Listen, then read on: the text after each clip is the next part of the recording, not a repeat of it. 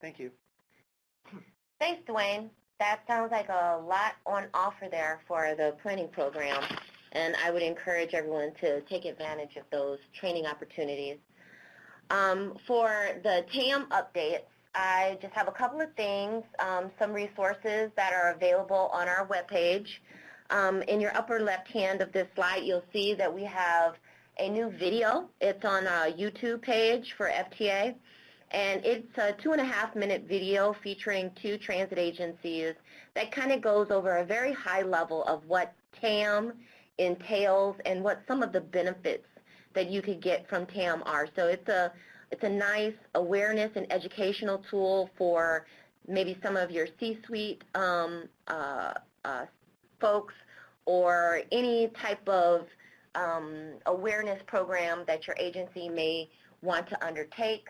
We also have a case study from the Iowa DOT Facility Condition Assessment Tool, which highlights some of the technical advancements and innovations that our partners are doing in order to help the TAM planning process go more smoothly. We also have a September TAM newsletter with a letter from Bob Tasillo.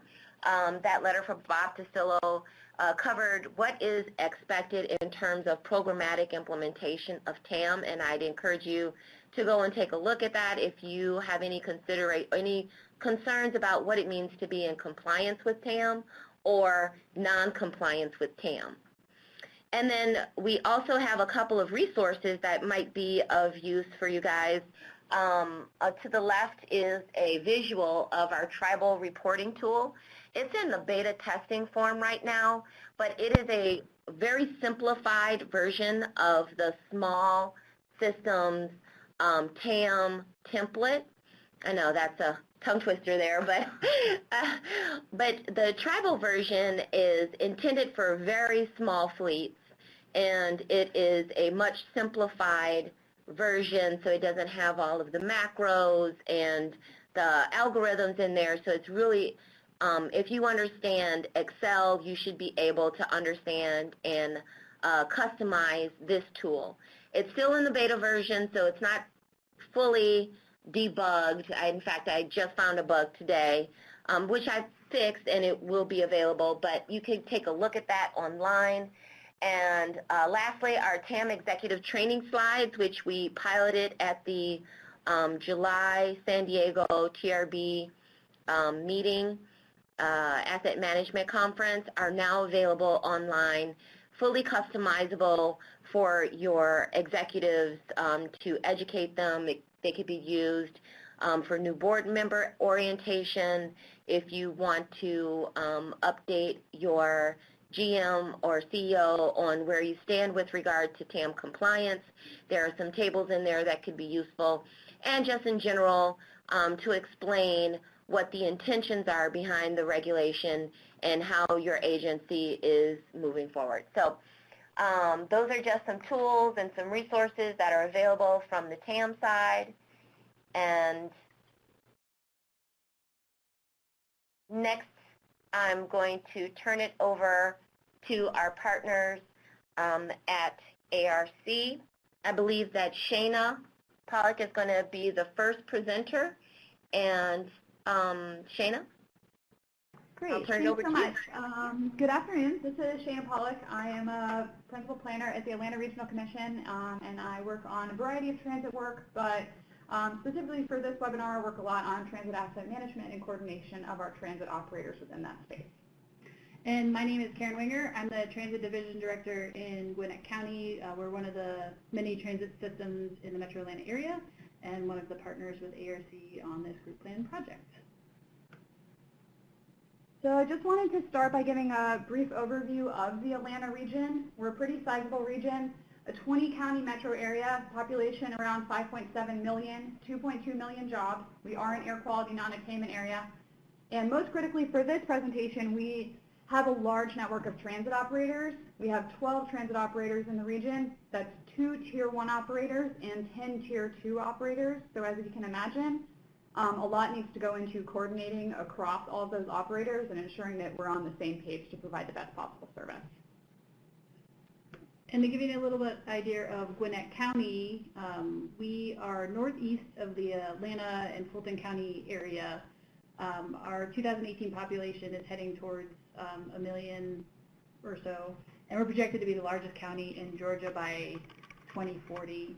Our structure for the transit program is the transit division is part of Gwinnett County DOT, so we have roads and operations and maintenance and a pretty robust program delivery division within the transit program, but it's not a standalone transit authority. Can you hit the next slide, please? Just to give you an idea of where Gwinnett County is within the Metro Atlanta area, this slide here is from some planning efforts that we just recently did for our comprehensive transit development plan. But you can see in the maroon-shaped area where Gwinnett County is located, and the ring road and where all the interstates are heading to, that's Atlanta. So we're kind of getting an idea where we're at. And the challenge for not just with TAM, but regional planning in general, because everybody's trying to go everywhere, usually at the same time. And our system itself is, we started in 2001. We have a mix of commuter bus, local bus, and paratransit service. The county staff itself is pretty lean. When I started 3 years ago, I had 1 employee. Now we're up to 5 total. And we have a third-party contractor that provides most of our service, operations, maintenance, and customer service. So the county staff is responsible for oversight, planning, administrative, all that, grants management, all that fun stuff. So we were very happy to partner with ARC on this project. And our service itself, we have direct connections to both MARTA service and the Georgia Regional Transit Authority as well. So just before we really get into the meat of it, we wanted to just do a little refresher on the TAM role and the regulations surrounding the MPO. So there's a lot of text on this slide, but generally states and MPOs must coordinate on the selection of their performance targets, and MPOs should provide their targets and performance reports to the state DOT. It has to be tracked in the TIP and the RTP, and all MPOs need to update their metropolitan planning agreements in order to define the approach we're taking overall in terms of performance-based planning. So for ARC and our role in transit asset management, I want to cover 2 things today. The first, of course, is complying with these regs around MPOs. But the second to us, and a lot of why Karen's on the phone as well, is that we want to talk about how ARC was also the sponsor of a Tier 2 group plan for a few of the smaller transit operators in the Atlanta region. So basically, to distill that last slide down, the 4 things we really focused on in this process were facilitating the establishment of regional targets, tracking the progress on those regional targets, and doing that with the participation of our regional operators to ensure everyone was on the same page throughout. Working to reflect those performance measures and targets in the TIPs and the RTPs. And then, and this is a really big one for us, and it's kind of doubling down on the last bullet, which is linking the performance-based planning and programming. So ensuring that what we're investing in across the region is also what we committed to investing in and the goals that we've outlined in our RTPs, so that carries through from RTP to TIP, and it really connects with what the transit operators want and need. So how did we do that? A big one is that we use the existing coordination channels.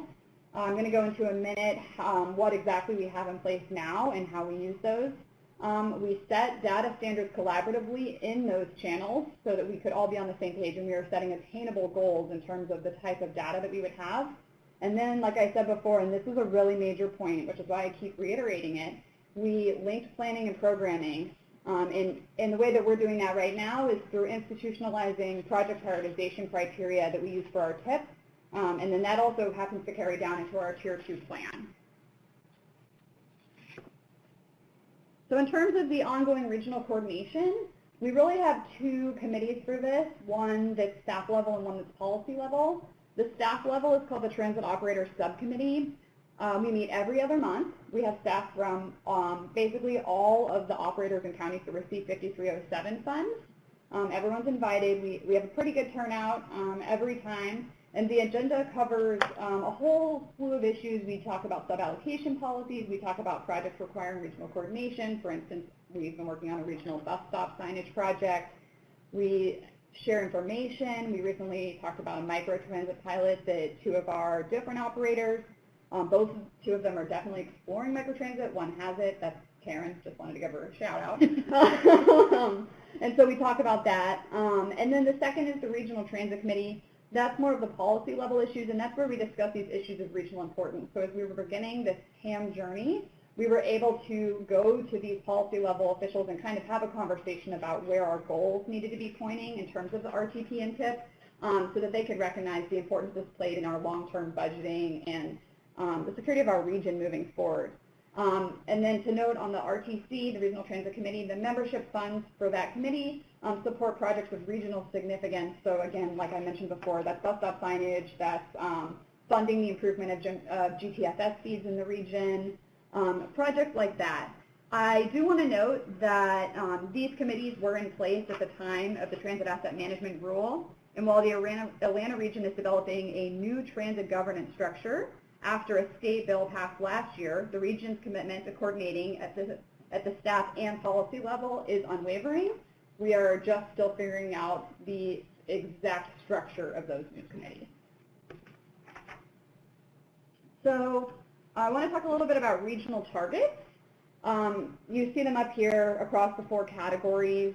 There was a lot of conversation about how we wanted to set our targets regionally. We talked about it at TOS quite a few times. And ultimately, we ended up setting them kind of the lowest common denominator approach.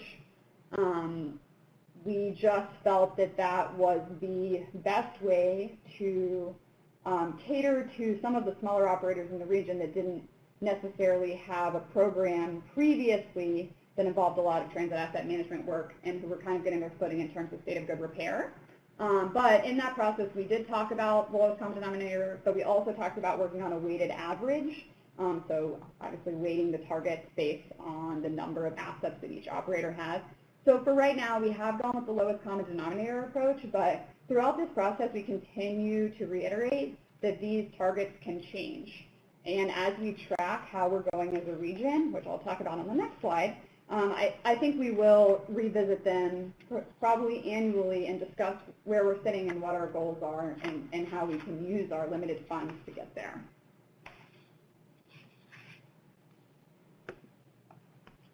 So this regional target setting and tracking. You see on your screen a Tableau dashboard. This is a tool that we developed in-house at ARC because we needed the data to support target setting, and we thought it would be useful to have a dashboard that all the operators could use import their data into. So before I mentioned that we work together to set common data standards, you see that here. Because we asked for the same attributes for all of the data points, we were able to develop this common warehouse of transit data. And so it'll also really help us track our progress over time and to show areas where we might have possible pinch points in future TIP and RTP budgets. You know, in the year 2022, we may have an outsized number of cutaways that will need replacement in the region. So we can start thinking about that before it's time to authorize that money. And we can also use that critically, I think, to start thinking about and highlighting economies of scale in our region in terms of replacing assets so that we can all try to get on the same page.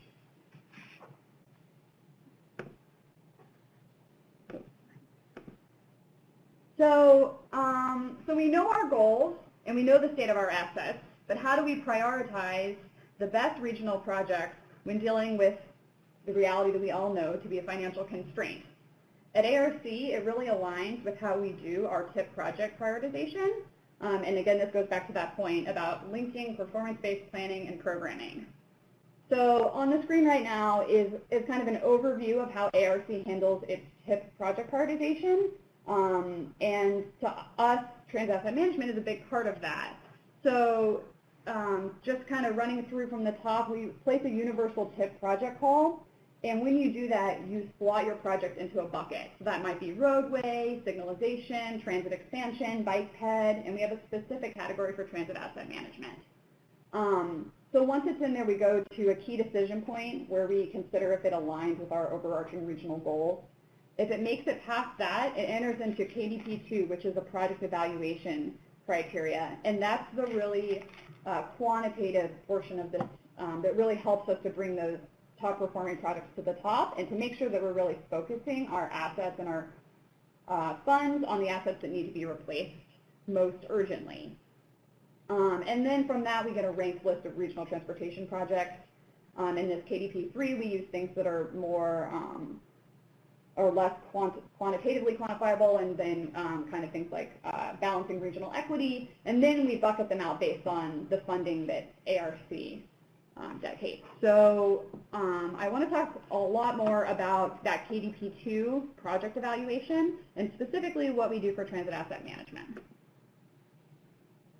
So it's important to note here that every criteria, measure, and metric that we have assigned in our TIP project prioritization is assigned to an overarching vision that was adopted in our last RTP. And those are kind of the overarching goals that drive our regional plan. So for those three, we have world-class infrastructure, healthy livable economies, and healthy livable communities and competitive economy. So we have multiple criteria running down. We have mobility and congestion. We measure that with effective passenger trips. The metrics would be number of passenger trips and the share of annual trips. So you're ensuring that you're replacing the vehicles that serve the most passengers a year if you're in a money crunch. We have asset management and resiliency. Under there we have asset condition and facility vulnerability. So ratio of age to ULB, term rating, and then in terms of siting of asset, that basically means is it sitting on something that is vulnerable to climate change. Healthy livable communities, we talk about improving safety, project emissions. There's an environmental improvement component. In terms of social equity, we ask if that asset will serve an equitable target area community. That's kind of how ARC handles environmental justice measures. And then under competitive economy, we're looking at if it connects to regional employment centers. So that's all a way of really saying that we're really focused here on connecting that performance-based planning and programming so that when we do our long-range planning, we're taking that high level and we're trying to get to our goals. We're developing just a handful of measures that we think can drive us over the next 40 years. They're reflective of our strategic goals, and we want to make sure that we maintain an accountable implementation focus, which we can then implement through our TIP, where we kind of figure out how to close that gap between our needs and the money that we have in the best way possible, where we can use those measures to track how we're performing and use them as predictive tools moving forward, and then we can bridge that gap between the projects and strategic level to ensure that we're really aligning the region's priorities throughout all the programming and planning that we do. So I'm going to switch over to the second part of ARC's role here, which is that we did the group plan development for our Tier 2 operators. The whole reason this really started is because ARC acts as a direct recipient on behalf of the Center for Pan-Asian Community Services, CPACs. They receive what used to be JARC funding, and ARC has agreed to act as our direct recipient. And so because they were going to need a TAM plan, we decided we should just open it up to all of the Tier 2 operators in the region, and 3 other operators took us up on it: Douglas County, Henry County, and then, of course, Gwinnett County Transit. And why, for Gwinnett County Transit's perspective, what the advantages were of us joining the group plan. The first is that the county already has familiarity with the MPO staff from that transit operator subcommittee on working on the many different issues. As a Tier 2 provider, we had options of joining GDOT's group plan, but as designated recipient, we don't interact directly with GDOT frequently, but we interact frequently with ARC. So it made a lot of sense for us to join the group plan when that offer came up. One of the other advantages too is the plan would align with the TIP prioritization framework that Shana just covered, so we knew that whatever plan came up with, we would already be in line with the region's goals and targets. We're leveraging those already existing relationships. We have a great working relationship with ARC. We partner in a lot of projects together, so we could just continue that momentum forward. We were also able to leverage our already existing internal asset management that we have at the county, at least for the vehicles, was already set up in the format that needed to be submitted for the group plan. We had to do some adventures in figuring out how to do the facilities, but that was a learning exercise on our part. And yeah, so far I mentioned most of the data we already had a baseline format. And the county had just recently switched to using TransTrack for our data. All our data is now coming into one source and the report that's on the screen is just a screenshot of what our vehicle data is. And as a smaller Tier 2 operator, really at the end of the day, most of our assets are vehicles and then a couple facilities. For us to accept the plan, again, I think a lot has to be said about the already existing standing committees of the Transit Operator Subcommittee and the fact that those relationships were already existing. So it was pretty easy for us to go through a pretty similar process of everyone working through the pain points in the plan, trying to figure out what the narrative was going to be, existing useful life benchmarks.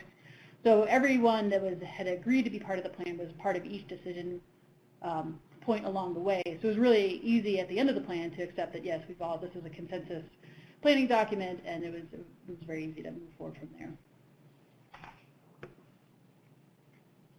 So just a little on what we did for this Tier 2 plan. Karen mentioned it a moment ago about ensuring that by joining the plan that her project would be performing well across both the Tier 2 plan and the TIP prioritization criteria in terms of getting funding. But basically what we did was try to apply regional policies and tools when possible. There's no need to recreate the wheel here when we already have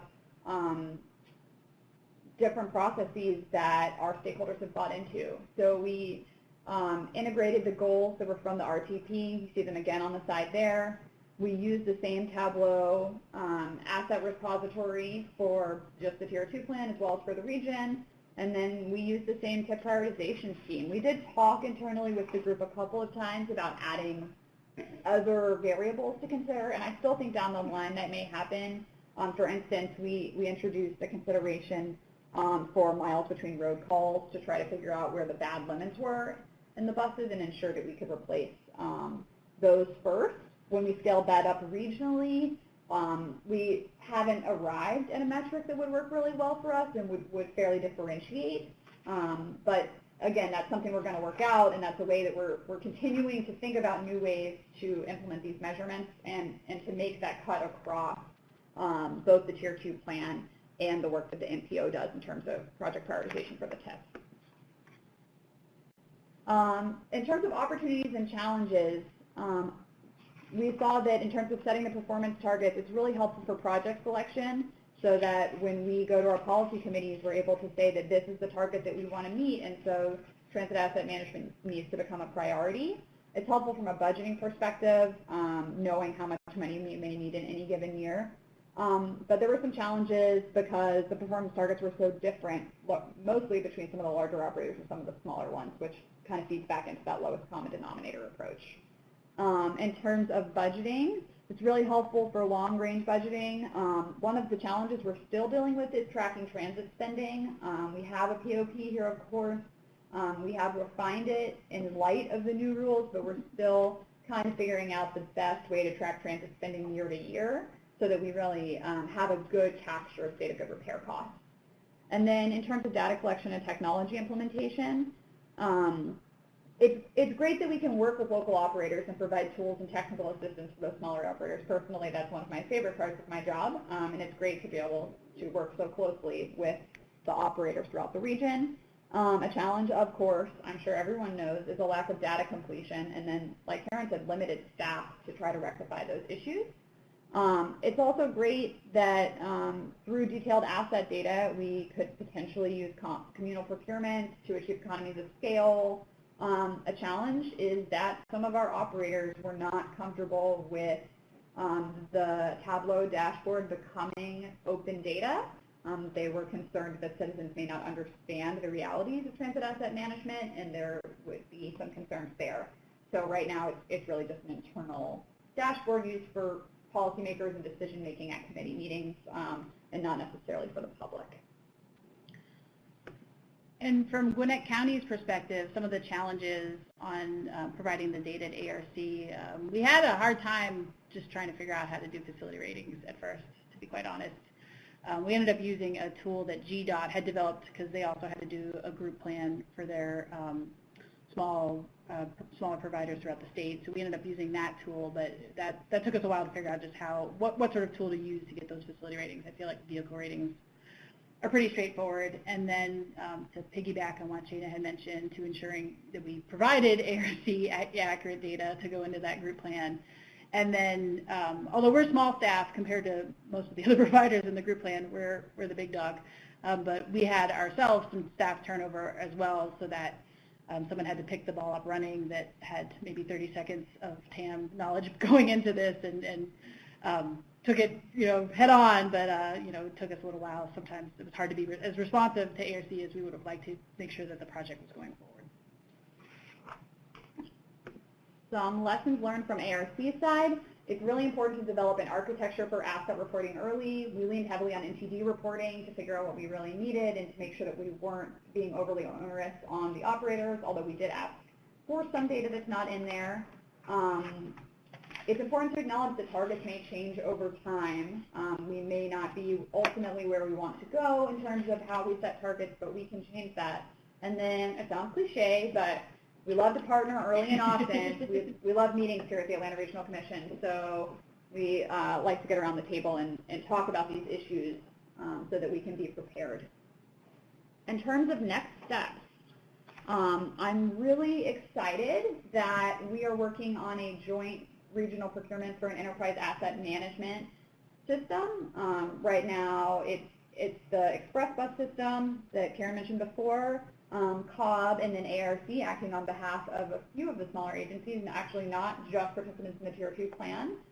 So that our hope here is that there's a regional software solution that can help us to manage our assets, and then everything would be in one place.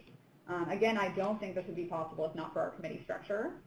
Karen can speak to this a little bit better, but her agency is growing, and she may become a Tier 1 agency in the near future. Gwinnett County has a referendum on the books for March of 2019, and if that referendum is successful, we'll actually just become part of MARTA, so there'll be a planning exercise to actually phase us out entirely of the group plan. But at the time, even beforehand, we had a plan on the books that was just going to grow us to be a Tier 1, so that's to be determined. But as any good planning exercise is, it's always revisit and rewrite and continue updating. And then this will be the first time we're working on an RTP update currently, and we're going to have another TIP project call in the next year or so. This will really be the first time that we're kind of testing what we've done here and seeing how successful it is. So that's a big next step for us. And then, of course, lastly, we all know update, update, update, because I already have a number of agencies who've procured new buses since I finished the plan. So that is always a fun challenge. So that kind of concludes what we have today. Obviously, there are going to be questions next, but we appreciate this opportunity, and our contact information is on the slide in case you have any questions or want to try to get some information from us. We'll do the best we can to answer. Thank you, Shana and Karen. I appreciate you guys presenting today, and we're going to go ahead and move on to the Q&A section of the presentation, but I'm guessing that your key takeaway is start talking early and often and update, update, update. That's all I heard. No, I heard the rest of it too. But I'm going to go through and see what questions we have on this list. These questions appear to be mostly dealing with presentation information.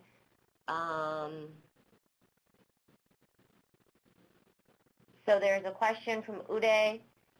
I'm not sure for whom, but how do we keep track of regional targets? Can you please share the templates that I can develop? I'm not sure if he's asking you guys, but this is a question maybe you guys can respond to about formatting and maintaining your regional targets. I'll go ahead and let you guys decide who should answer first. Yeah, this is Shana. I mean, it's in Excel. It's nothing crazy, I would say. We just asked the operators, we gave them a deadline to report their targets to us. We collected it in an Excel spreadsheet, and then we presented it at the Transit Operator Subcommittee. And then that's kind of the plan moving forward, that we set, and I can't remember off the top of my head which month it is, but we set a month of the year when everyone will have to let us know if their targets have changed, and then we'll update that spreadsheet and then reconvene to figure out if we want to change the regional targets.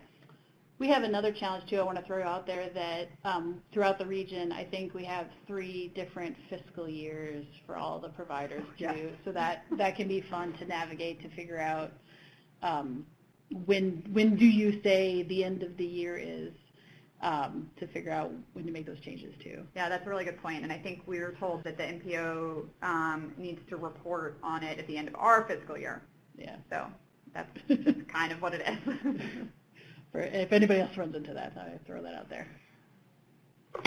That's an interesting point. That's one of those kind of like alignment things that we don't necessarily think of right off the top of our heads, but that can become an issue. So thank you for addressing that. I'm going to go to the next question from Bo Chong. One of the slides shows regional performance targets for facilities is 50%. He wants to know what that means, and I want to remind everyone that the facility performance measure is a percentage of the total facilities that are at a 3.0 or below on the term scale, or that are below a 3.0 on the term scale. I don't have anything to add. That's exactly what it means. So I think Bo might be asking, have you done a condition assessment for all of the facilities in the ARC regional area, or have you done for the 25% that's required for the first year reporting to the NTD? Is that 50% related to the total or the 25% total? So in terms of, I will be honest, I never asked the larger pool of operators if they did just the 25% or they've done 100. I would say that for the Tier 2 operators in our plan, that was 100%. We gave them a form, courtesy of GDOT, the same form that they used for their facilities, and they filled that out and then reported back to me, and we included that. Like I said, I really didn't ask. I mean, that's really what's left there is Cherokee County there within the GDOT plan, so they would have done theirs, and then I didn't include, I don't know about MARTA and Cobb definitively, or CERTA, but I know that they all had consultants under contract, so I think they're working on it. Okay, and as far as Gwinnett, you guys provided your condition assessments for the 25% or the 100%? We did the 100%. We didn't have that many. Once we figured out how to rate facilities, we just did all of them. Our group plan does not have many facilities in it at all. How many is not many? Off the top of my head, I couldn't tell you the exact number, but I'd say no more than 15. Yeah, I have probably closer to 10. I have 5, but 4 of them are parking lots. Pretty easy to evaluate those. Yeah, we have like 1 other parking lot and 3 actual like admin or maintenance facilities. So that's it. Okay, well, great. That actually gives us a better sense of kind of the scope of the plan, I think. I'm going to move on to the next question, if that's okay. Anthony wants to know, what is the name of the software you procured or are procuring for the regional TAM software procurement? I heard you guys talk about Tableau, but is that what you guys are using? Like, so ARC is not an operator agency. You guys are the regional MPO, and Gwinnett is an operator agency, but you're not the TAM plan author. So this question may be a little challenging for you guys because I'm not sure if he's asking what your actual asset management software is. Anthony, if you're still on, can you please clarify the type of software? And ladies, if you happen to know or if you think you can answer this question without that clarity, please feel free to. Otherwise, I'm going to move on to the next question. I can add a little bit more to that. So we're both part of the project. So Georgia Regional Transit Authority, which runs both commuter bus and operates the express lanes, any toll lanes in Georgia. They're the lead agency on procuring the transit asset management software, partly because they need to find one that does both their transit assets and the tolling assets as well. And then they offered to include ARC, any of the tier 2, any other folks in the region that need to be participated in, either to buy in or from Gwinnett's perspective, we're just going to be able to export out our data to feed in, so that way ARC has the tools they need, Greta has the tools they need, and anybody else, we can use one procurement and one tool for the region. Hopefully that covers the question. I think it does. Yeah, and we have not selected or released the RFP yet. It should be going out in the next couple of months, if not by the end of the year, very, very early next year. Oh, okay, great. Thanks, ladies. The next question from Carl. As a Tier 2 agency, they're part of their state's plan, and the state coordinates with the MPO. He wants to know, are there any requirements on the operator to provide more information than what is submitted to the MPO by the state? I'm going to ask Dwayne to chime in on this one and then open it up to you ladies.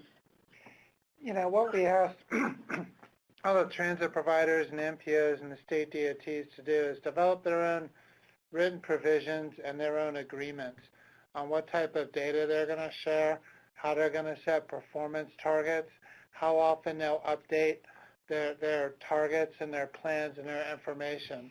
We have a lot of Tier 2 providers that are also located in the urbanized area and the MPO boundaries. Some of them receive funding from the MPOs.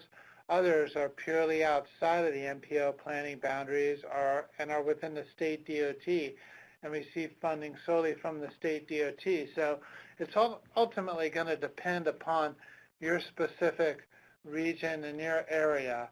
If you're in a non-urbanized area and participating in a Tier 2 group plan with the state DOT, then no, you just work directly with your state DOT. But if you're in a metropolitan planning area, urbanized area boundaries, and you receive some allocation of funding from that MPO, then you should really coordinate with your MPO about Tier 2 targets in that metropolitan planning area.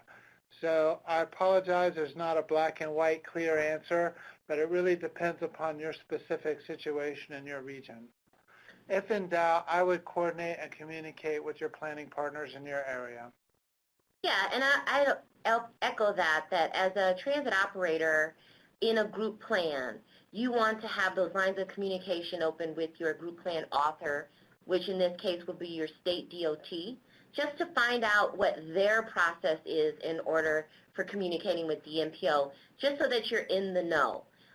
You don't want to find out at some 11th hour that the state DOT expected you to do some communication. So it's always good to be kind of upfront and make those inquiries early on.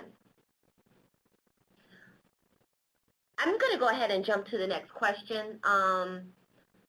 So Scott wants to know, speaking of fiscal years, is there a push for alignment? I'm not sure if he's asking you ladies specifically or asking FTA in general. And I'm going to answer for generally that for the TAM planning purpose, there is a desire to have an alignment of the fiscal years. However, we realize that this is a new process and there are existing procedures that are already in place and cycles, and we would not want to disrupt or usurp any existing data collection or analysis methodologies that people have in place by requiring a fiscal alignment. However, we do anticipate that over time that these cycles are going to naturally merge where the TAM plan information is available and can be funneled into the planning process kind of seamlessly. So it may feel a little bit kind of hacky right now, but as the program matures, it will hopefully, and this is our intention, naturally flow together. But ladies, I'm going to go ahead and let you guys answer that as well, as far as if there is a push from your level for aligning those fiscal years? There definitely isn't, and I would say that one of the kind of tightrope that we try to walk here at ARC is that it's really important for us not to infringe upon what these systems that the operators already have in place. And we like to work kind of within what they have while also ensuring that we're providing technical assistance and making sure the region can act as cohesive as we can without kind of impinging on their personal authority and autonomy as transit agencies. So I don't see that being something we push for in the future. Okay, thank you. The next question, should our keeping track of TAM regional targets be brought up in our TAM coordinated agreement, such as the Memorandum of Understanding? Must we mention deadlines or specific timelines in the agreement for transit to submit their targets for us to track? I'm assuming this is an MPO asking this question with regard to their transit operators in their region. This is Dwayne Weeks with the Office of Planning. You know, within those memorandum of agreements or metropolitan planning agreements or other written provisions, you should have provisions there for how frequently you will update your performance targets, how often you would share the data, what level of data would be shared between the transit providers and the MPO, and the frequency that you would revisit those targets, you know. And if you've been having historic difficulty in obtaining the correct information or timely information from your planning partners in your region, I would push that issue within the update to your written provisions or agreements. You know, once folks sign an agreement, it's really hard to get out of that. So I would highly recommend that if you've historically had issues with folks not stepping up to the plate, not being active participants in your metropolitan planning process, updating your agreements and obtaining those commitments is the place to do it. You know, FTA and FHWA are not going to review and approve your metropolitan planning agreements. Those are your local agreements, and we're not going to specify what level of detail should be in them, but I would recommend that you try to push what you need to push to help support your local planning process within those agreements and update them as needed.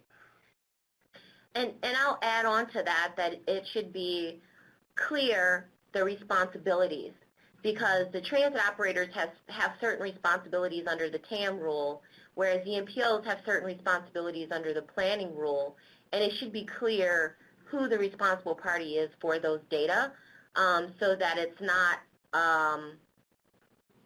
not confusing who is basically on the hook for certain data points. This next question from Margie, do bus stops / shelters count as individual facilities? No, they do not. Take a look at our TAM webpage. We have several resources that can help you identify what is and is not considered an eligible asset for your TAM plan. And I'm assuming you're an MPO because everybody else has finished their TAM plans and would already know that that's not included. So I'm just going to share with you. Do we have that web link somewhere in the presentation? Yeah, I believe it's under FTA intro. Okay, so under FTA intro is our web link, but I'll ask Ursula to put it in here as well so that you guys could have it readily accessible. Let me go to the next question. I think it's from Chase. Regarding the performance targets for facilities, you mentioned including parking lots. Is this required in the TAM plan? I'm from a Tier 2 agency with only 6 buildings. Karen, do you want to address that question? Well, because we only had the 5 facilities in total, we ended up evaluating them all. And for the park and ride lots with the commuter bus service, even though I said they're just park and ride lots, they're critical to the service, because if something happens to those lots, we have no, half of the service is just gone. So that's why we included it in the lot. It's just as important as our maintenance and operations facility. All right, thank you. I'm going to kind of go out of order really quick here because we're losing Dwayne. to another meeting. So I'm going to have him address Keith Miller's question. He wants to know, even though this may not be the correct forum for this question, but he wants to know, do state DOTs have to develop separate statewide transit asset targets? Hey, Keith, it depends upon the specific state, right? There are some states that are the owner-operator of all the transit asset management assets within the state. Like there's New Jersey Transit and Maryland Transit Administration, and Connecticut Department of Transportation operates a lot of public transit.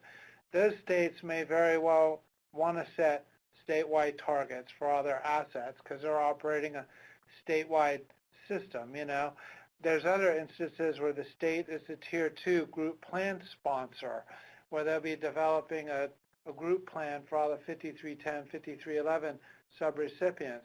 They very well should establish a performance target for all the subrecipients in consultation and coordination with those subrecipients throughout the state. There may be different targets in the large urbanized areas than there are in the rural areas, because many of the rural vehicles tend to run up a lot more miles than the urbanized areas. So they may agree to have separate targets in urbanized areas with the big MPOs versus the rural areas where you've got, a different life cycle for many of those vehicles. It's going to depend upon their specific circumstance in that area. There isn't a requirement that they have one statewide target per se, but depending upon the specific needs. There are some states that, Rhode Island, for example, where it wouldn't, you would establish a statewide target because it's a relatively small state, and Rhode Island Division of Public Transportation operates all the public transit in that state. So, it's going to vary within a specific circumstance,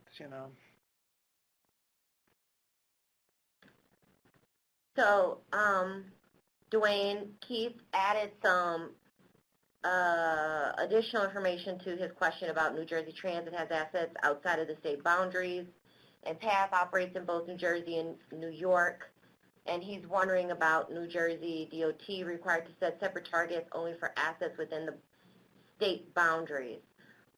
So, Keith, I'm going to suggest you contact Dwayne or myself directly so that we could have a more specific conversation with you. But I also want you to consider, are you talking about the TAM targets or are you talking about the planning targets? Because that will also affect the answers that we can give you, because it's unclear when you're talking about the operating agency if you're talking about the TAM targets or if you're talking about the planning targets. I'm sure there are many different ways to skin that cat. But I'm going to go ahead and let Dwayne go to his other meeting, and I'm going to continue to answer these questions with the ladies for another 4 minutes, and whatever we don't get to here, we will follow up with. Thank you, Dwayne. Thank you. Laura asks, do you asset management software? I am looking at getting software. Ladies, I'm guessing she's asking what kind of software you guys use, and I believe you already answered that question, Lori. If she hasn't, please add that to the chat pod. Maybe clarify what type of software you're talking about if it wasn't already answered. Jeanette, you caught me. I said that wrong in our discussion earlier. It is percentage of facilities under 3.0 on the term scale. I apologize, I didn't have the performance measure in front of me. You are correct, below 3.0. Not at 3.0, below 3.0. Thank you. Another question is clarifying the spelling error. I believe that Dwayne actually addressed these additional clarifications you provided as far as timelines and deadlines in your potential coordinated agreement. So hopefully that answers that question for you. If not, also please add that into the chat pod. We talked to Keith already about that question, New Jersey Transit. He's going to follow up with Dwayne and myself. Uday wants to know, TAM group plan participants reporting on annual NTD reporting. What difficulties and challenges are we facing? As from this year, all transit program providers are required to report to NTD.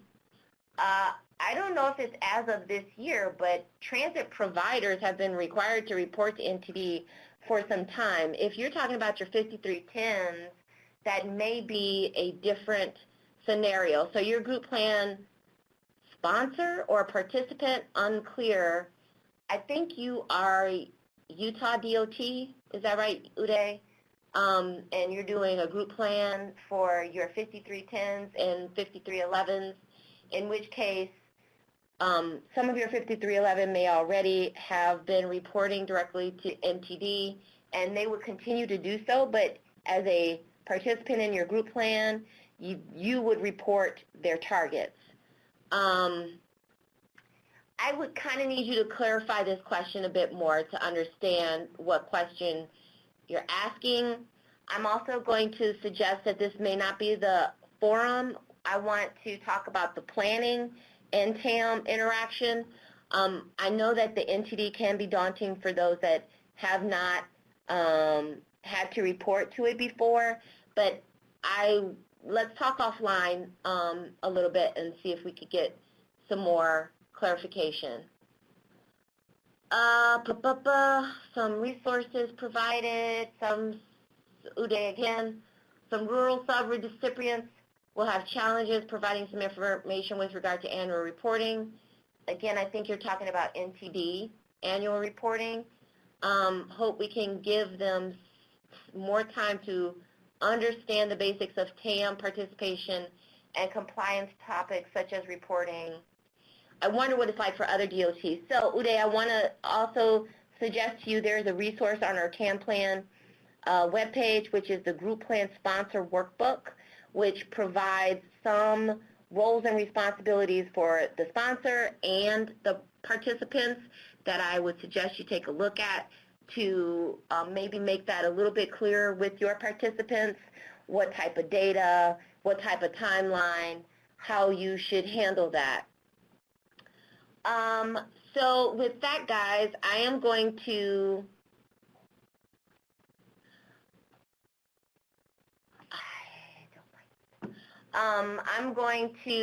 sign off. I want to thank our presenters again for their time today, and I want to thank you all for your time as well, especially given the scenario we had last month. Shana and Karen, thank you, and also to my counterpart, Dwayne, and to all of you for participating. Please feel free to fill out this exit poll, and hopefully we will talk again soon. Thank you so much.